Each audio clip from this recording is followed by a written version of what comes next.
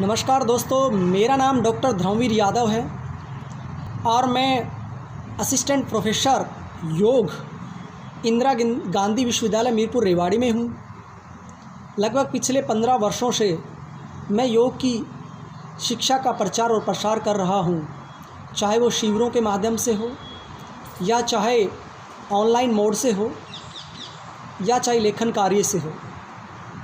मेरा ये जन जागृति अभियान पिछले 15 वर्षों से चल रहा है और मेरा सौभाग्य है कि आज मुझे देवली केंद्रीय विद्यालय राजस्थान के विद्यार्थियों से और शिक्षकों से रूबरू होने का अवसर मिल रहा है।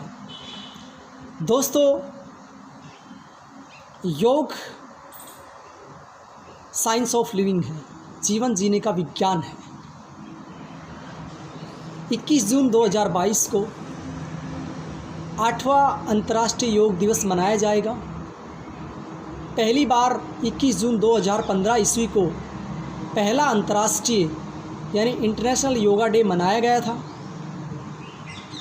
और आप देख रहे हैं पिछले कुछ समय से योग की डिमांड बढ़ती ही जा रही है और जो बुद्धिजीवी वर्ग है, हमारी सरकारें हैं, वो भी चाहती हैं कि योग हर बच्चे तक पहुँचे, हर बच्चे को ठीक ढंग से योग सीखने का अवसर मिले। ऐसा क्यों चाह रही है सरकार, ऐसा क्यों चाह रहे हैं बुद्धिजीवी? क्योंकि आजकल प्रतिस्पर्धा और भौतिकता का दौर है, भागदौड़ भरी ज़िंदगी है। कहीं ना कहीं हम मानसिक रूप से परेशान हो जाते हैं, अधीर हो जाते हैं, अशांत हो जाते हैं, दुखी हो जाते हैं। योग एक ऐसा माध्यम है जो आपको आंतरिक रूप से शांति देता है। विद्यार्थियों के लिए तो खासकर ज़रूरी है क्योंकि वो युवा अवस्था में होते हैं, कच्ची उम्र होती है और वो सबसे ज़्यादा विचलित होते हैं।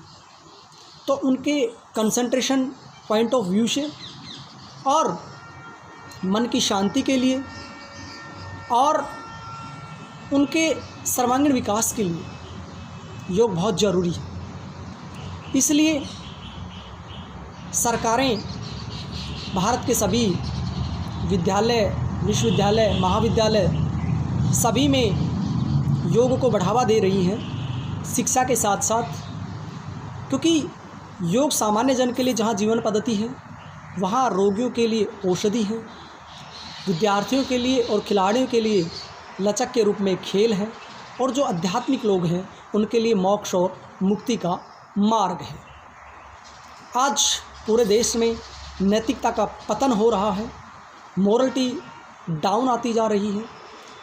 इसी परिप्रेक्ष्य को ध्यान में रखते हुए बच्चों में वैल्यू एजुकेशन डेवलपमेंट के लिए हमारे इन धार्मिक और आध्यात्मिक ग्रंथों को शिक्षा का हिस्सा बनाया जा रहा है। योग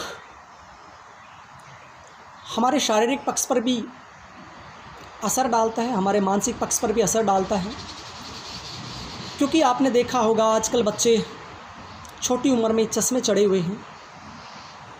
छोटी उम्र में बच्चों का खाना पीना ठीक नहीं है क्योंकि उनको इन चीज़ों की जानकारी नहीं है। तो कई बच्चों को जुखाम रहती है, कफ एंड कोल्ड रहता है, बच्चे बहुत जल्दी बीमार होते हैं। कहीं स्पाइक्स लगे हुए हैं, कहीं कॉन्स्टिपेशन रहता है, कहीं स्टमक पेन रहता है, कहीं हेडेक रहता है।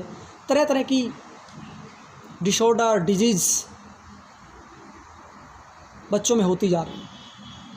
और अगर कोई नेचुरल माध्यम है जो बिना दवाई के, जो हमें प्रकृति से भी जोड़े, जिसके कोई साइड इफ़ेक्ट भी नहीं है, तो वो एकमात्र योग है।